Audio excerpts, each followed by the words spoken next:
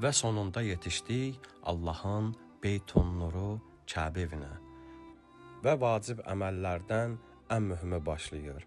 Kəbəni 7 dəfə zikirlərlə təvaf etmək və təvaf bitdikdən sonra təvaf namazı qılmaq.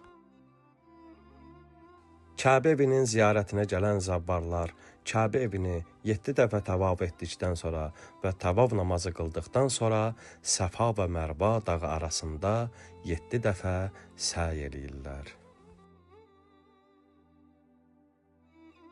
Səfa və Mərva dağı arasında səy bitirdikdən sonra növbəti əməl təqsirdir. Yəni saçın və yaxud da dırnağın bir hissəsindən kəsmək. Bununla vacib əməllər bitir. Növbəti gün isə Nisa təvafı və Nisa namazı.